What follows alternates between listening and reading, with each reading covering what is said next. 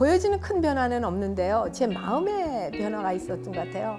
예를 들면 오늘 아침에 운동을 하는데 이 어떤 힘든 과정을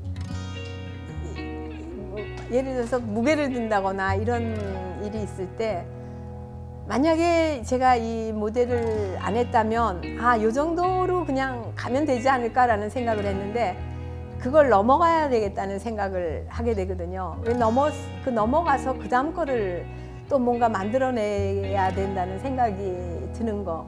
그런 것이 아마 변화일 거예요. 그게 큰 변화죠. 마음의 변화니까.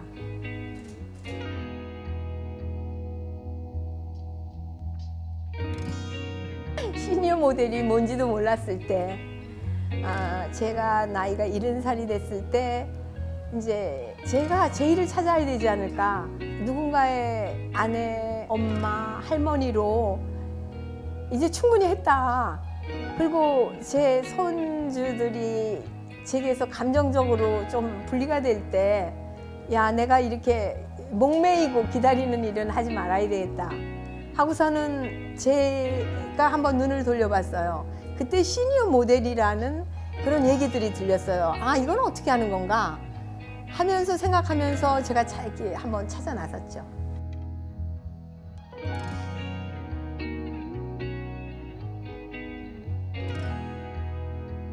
뭔가 새로운 일을 시작하는데 새로운 이름으로 시작하고 싶었어요. 근데 제겐 좋은 친구들이 참 많거든요. 그 친구들하고 저하고 4명이 앉아서 자, 이름을 뭐를 질까 이제 막 서로 아이디어를 냈어요. 저는 사실 이솝이라는 이름을 생각했었거든요. 이솝 우화 같은 일이니까 70살까지 그냥 주부로 살다가 어느 날 우화 같은 일이 생긴 거예요, 저한테. 그랬는데 그 이솝이라는 어떤 브랜드가 있더라고요. 근데 제 친구가 옆에 있다가 리송으로 하자. 저희 남편 송이거든요. 제가 이이고 리송으로 하자. 들으니까 저하고 너무 이미지가 맞고 그리고 매력적인 이름이었어요. 그렇게 결정이 됐죠.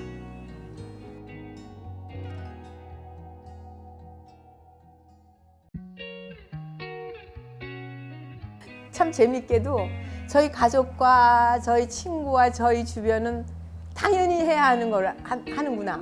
이제 자기 길을 찾는구나. 이런 반응이었어요. 전혀 놀라지 않는.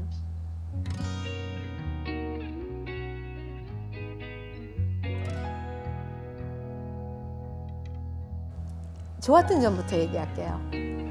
제가 유명해지고 싶다는 생각을 가진 적은 없어요. 그냥 저는 늘 그 옷을 잘 입는 그냥 그런 한 여인이었고요. 남에게 주목을 받는 일에 그냥 익숙해 있었던 것 같아요. 그런데 그 방송이라는 것에 나가니까 정말 많은 사람들이 알아보더라고요. 지금도 방송이 끝난 지가 1년이 지났는데도 저를 알아보는 사람들이 굉장히 많아요. 저 자신을 더 겸손하게 만드는 일이었어요. 이건 모델이 아니고 앞에 시니어라는 단어가 붙거든요. 시니어라는 것은 뭔가를 저는 요구하는 거라고 생각해요. 살아온 어떤 여러 가지 색깔들과 여러 가지 넘어온 그런 과정들이 빚어져서 만들어내는 그런 깊은 뜻을 저는 요구하는 게 시니어 모델이라고 생각을 했거든요. 저 자신은 더 굉장히 겸손하게, 더 정말 마음으로 겸손하게, 그리고 인사하게 되더라고요. 감사함으로. 그리고 힘들었던 거는 저는 상당히 어떤 제도 속에 저를 묶으려고 하면 제가 힘들어져요. 그런데 방송이라는 걸 처음 접했을 때 굉장히 어린아이가 이렇게 추운데 얼어 있지 않았나? 이런 생각이 들었어요. 그 방송 끝났을 때 한 달을, 그때가 1월인가 2월이었는데 한 달을 무작정 걸었어요, 그냥. 좋은 점이 많았죠. 그렇게 생각합니다. 좋은 경험이었어요.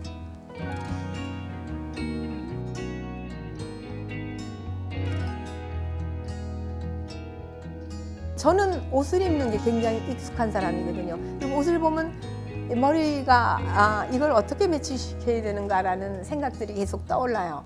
그것을 표현하는 거라고 생각하는데 결국은 옷을 입고 순간에 전체의 자기를 표현하는 게 모델이라고 생각해요. 작년에 했던 거는 아름다운 사인이라는 시체들이 각자 자살한 그 유명한 작품이에요. 장진이라는 감독이 쓴 작품인데 그 전체 인생을 얘기했던 것 같아요. 결국은 자살한 7사람의 여자들의 얘기인데 그 결국은 자살했습니다. 7명이 오늘 자살했습니다. 그랬는데 결론은 마지막 대사는 타살이었습니다. 이렇게 되거든요.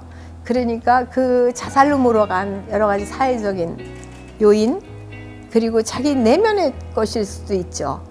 그 적응 못하는 사회와 적응 못하는 그런 문제일 수도 있고 그거는 요인들은 다 다르니까요. 굉장히 연극은 하면서 결국 자기 생각들이 묻어나오게 되는 일이니까요. 상대방을 이해하고 존중하고 사랑하게 되는 작업인 것 같아요. 저는 연극 작업을 굉장히 좋아합니다. 제가 읽는 거를 그냥 좋아했어요. 근데 어느 순간에 그게 제 나이가 그때가 아마 39살 때쯤이었는데 이렇게 목까지 뭔가 이렇게 그때 느낌이 목까지 뭐가 꽉 찬 듯한 느낌이 들었어요. 이게 소리로 나와야 되지 않을까? 그게 막연했는데 그런 생각이 들었어요. 그래서 이제 나 연극을 해보고 싶다.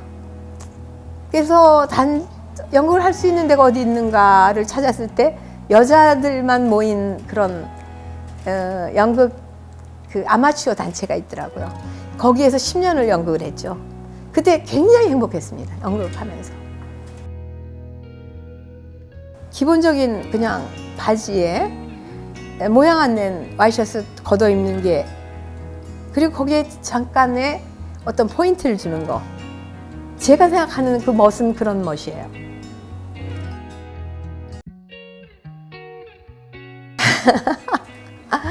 굉장히 제가 초연한 척하지만 어떤 데는 당황스러워요, 사실. 그 주름이 상당히 당황스러울 때도 있지만 그 당황스럽기 때문에 오히려 더 한 발자국 더 나가서 자유롭습니다. 자유로워요. 생각이 다 다르잖아요. 사람은 다 예쁘고 젊어 보이고 싶어 하니까요. 저라고 왜 그 생각이 없겠습니까? 제가 어떻게 젊어 보이죠? 저는 생각이 젊은데요. 생각이 젊은데 까짓거 이 겉이 좀 주름이 많으면 어떻습니까? 제 눈빛은 아직도 소년 같은데요. 호기심으로. 그리고 아직도 생각할 게 많은데 까짓 주름 재밌잖아요. 언밸런스한 것도 괜찮아요. 저는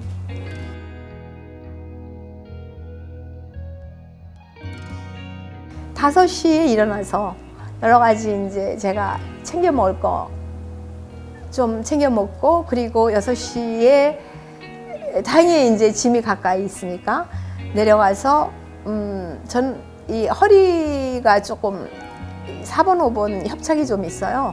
그래서 이제 거꾸로 매달리는 것부터 시작합니다. 그걸로 하고 보통은 유산소를 한 계단 층계 인클라인 계단 오르기를 한 100층 그거 33분 걸려요. 레벨 5로 놓고 그러면은 330칼로리 정도가 소모가 되거든요. 그 다음에 50분 정도 1시간이라 그러죠. 요가 수업을 하고요. 일주일에 2번은 요가 수업 진행하기 전에 50분 동안 선생님하고 같이 근력 운동을 하죠. 근력 운동과 요가, 나머지는 유산소와 요가 이렇게 해서 일주일 동안 합니다. 일주일에 또 쉬어야 돼요. 안 하는 날도 있어야 되거든요. 중독이 되면 안 돼요. 운동도. 그래서 보통 일주일에 하루 이틀은 쉬어요. 그냥 아무것도 안 하고 산보만 할 수도 있고 그리고 그때는 제가 보고 싶은 영화 많이 보고 쉬어요. 식사는 아침에 운동하고 돌아오면 한 9시쯤 돼요. 그러면 이제 그때 요새 단백질을 먹어야 된다 그래서 닭가슴살 100g 그리고 토스트 한쪽, 그 너트가 들어간 토스트 한쪽에다가 버터, 맛있는 버터를 살짝 발라가지고 그 다음에 꿀이나 메이플 시럽을 살짝 바릅니다. 그리고 커피 한 잔이면 굉장히 맛있거든요. 그 다음에 과일을 여러 가지 과일, 오이는 과일이 아니지만 오이 넣고 달라지지만요. 과일이 달라지지만 사과, 배, 바나나, 파인애플, 또 다른 게 또 달라질 수도 있어요. 딸기, 블루베리도 들어갈 수 있고, 그거를 바꿔가면서 제가 일주일에 2번씩 물김치를 담아요. 물김치에는 이제 유산균이 많이 들어있고, 닭가슴살을 먹을 때 물김치에 이제 배추와 무가 있으면 참 먹기가 편하거든요. 맛있어요, 그러면은. 그렇게 해가지고 아침 먹으면 제가 봐도 균형 잡힌 식사가 되고 굉장히 든든해요. 그리고 점심은 제가 한 3시, 기본 3시쯤에, 그때는 주로 뭐 거의가 이제 밥이 되지만 그 식사를 한 끼를 합니다. 그 다음부터는 다음날 아침까지는 물이나 따뜻한 차 정도로 마시고, 그리고 많이 배가 고플 때는 요새 또 그 단백질 음료 같은 거, 그리고 단백질 바 조그만 거 하나, 그 정도는 먹어서 간헐적 단식을 하죠. 없습니다. 그 도전을 한다는 것은 제가 할 만한 영역 안에서 제가 시도를 하는 거기 때문에 어떠한 헛된 희망을 가지거나 뭔가를 이렇게 사회적으로 뭔가 제가 어떤 보여주는 걸 원하지는 않기 때문에 전 제가 즐거워야 되거든요. 그렇기 때문에 그 도전이 무섭지는 않습니다. 제가 할 만한 도전을 하고 일단 결정을 했을 때는 저는 그 길로 쭉 가요. 그다음에 전혀 두려움이 없습니다. 그리고 가는 길에 뭔가가 어떻게 항상 바른 땅만 있을 수가 있을까요? 그건 아니거든요. 그거를 넘어서 그때 또 많이 생각하죠. 그래서 생각하면 또 많은 게 얻어져요. 그리고 또 다시 앞길을 가죠. 그게 인생은 길 아닙니까? 저는 여자입니다. 제가 90이 먹어도 전 여자여야죠. 그런 느낌을 줄 수 있는 모델. 그러나 또 저는 인간입니다. 인간 이성으로 서 있어야죠. 그거는 많은 뜻을 가지고 있는 얘기이지만 어떤 깊이 있는 내면을 보여줄 수 있는 그런 모델로 남고 싶습니다. 저는. 제가 강의를 해보라는 얘기를 참 많이 들었어요. 제가 설득력이 굉장히 있다고, 그리고 남의 얘기를 굉장히 진지하게 듣고 정말 열린 마음으로 듣고, 그를 제 고집으로 얘기하지 않고 그 사람 편에서 생각하는 그런 저한테는 그런 면이 있대요.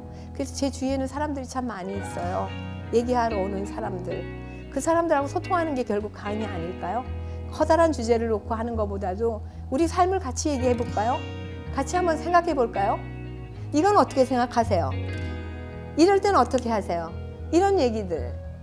이게 결국은 나이 든 사람들이 어떻게 가야 될까? 우리 버릴 건 버리고 또 욕심내보고 살아봅시다. 이런 얘기들을 하는 그런 강의를 한번 해보고 싶어요.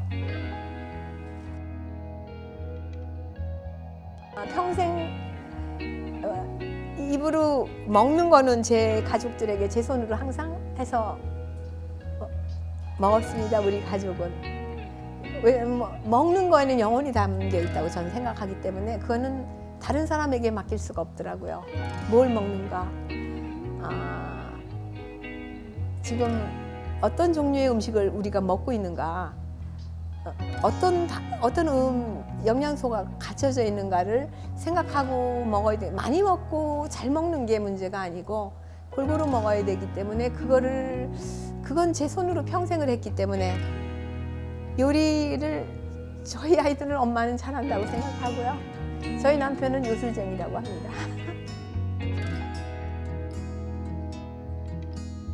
저는 그냥 한국적인 요리,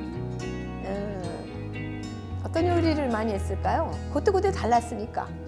그래서 지금도 명절이 되면 저희 손주들한테 다 할머니가 아까 할머니한테서 먹고 싶은 그 음식을 얘기해. 그래서 제가 적어요. 그러면 이제 제 손주가 8명이니까 다 다르게 하죠. 다르게 얘기하죠. 그럼 다 적어서 그 명절이 되면 같이 모여서 그걸 같이 만들어요. 그냥 전을 부칠 때도 계란 풀게, 달걀 풀게 하고 이제 또 밀가루 묻히게 하고 같이 놀이 삼아, 놀이 일로 만들지 않고 놀이로 만들어서 같이 즐겨요.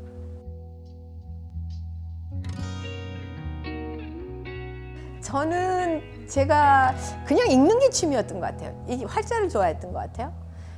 예전에는 그냥 책만 있으면 행복했어요. 서서도 읽고 이게 간접적인 경험이다라고 얘기하는데 그런 생각조차도 못하고 그냥 좋았던 것 같아요. 읽는 게 좋았던 것 같아요.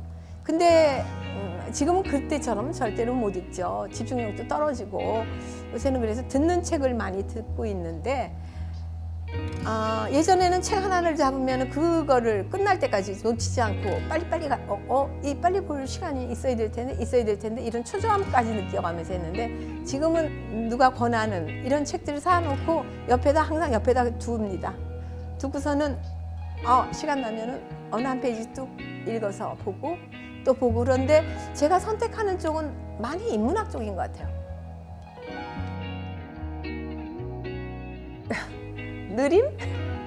느림이라는 책, 밀란 쿤테라 씨가 쓴 그것도 중간중간 읽었고, 또 어떤 분이 주신 다른 오늘이라는 거, 매일 다른 오늘이 오잖아요. 그것도 있고, 박경리 씨가 쓴 책, 저는 박경리 씨를 참 좋아해요. 그게 고전이지만 참 놀라움을 가지고 제가 처음에 문학을 접할 때 많이 놀라움을 가지고 접했던 작가님이셨고, 그리고 요새는 젊은 작가들도 굉장히 잘 쓰더라고요. 그래서 어떤 책이 제일 좋았냐라고 얘기하면 저는 얘기 못해요. 너무 많아서. 네. 영화를 선택하는데 이제 저희 남편은 좀 왜 가벼운 걸 선택하지 매번 이렇게 하냐고 그러는데, 제가 막 선택을 해보면 항상 이 어떤 인간을 다룬 어떤 인간의 깊은 내면을 다룬 참 그런 걸 꼭 제가 선택하더라고요. 꼭 선택해보면 그래요. 근데 그게 스토리에 뭐 기승전결이 있는 것도 아니고 어떤 스토리에 강렬한 어떤 이 곡선이 있는 것도 아니기 때문에 상당히 뭐 재미가 있다고는 얘기를 못하지만 거기에 스며들어와 있는 생각들이 많잖아요. 저 사람이 저 얘기를 할 때는, 저 행동을 했을 때는 어떤 생각을 하고 했을까라는 생각을 저가 빨려가면서 하거든요.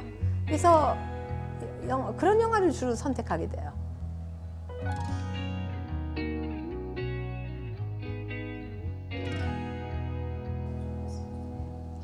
그걸 봉사로 했다고 얘기하기엔 제가 너무 부끄럽죠. 몇 가지 봉사를 해봤지만 저가 봉사를 했다고 얘기하기에는 제가 부끄럽습니다. 그것도 제가 정말 제가 진심으로 더 제가 할 수 있는 만큼의 봉사를 한 다음에 제가 봉사했습니다 라고 자신 있게 이 다음에 한번 얘기할 수 있었으면 좋겠어요.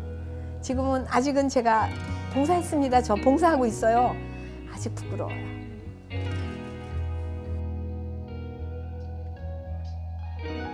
사람과 사람 관계에는 읽혀지는 게 있습니다. 그런데 본능적으로 알게 되거든요. 제가 거기 옆에 앉아 있어야겠구나, 내가 옆에 앉아서 내 어깨를 빌려줘야 되겠구나 하는 그런 느낌이 올 때가 있어요. 눈물이 좀 날라 그럽니다. 저는 그런 순간들이 있어요. 그러면 거기 가서 그냥 앉아요. 옆에 앉아서 친구가 되죠. 그걸 돕는다고 얘기하면 안 돼요. 그냥 제 마음이 가는 대로 하니까. 끝? 눈물 나네.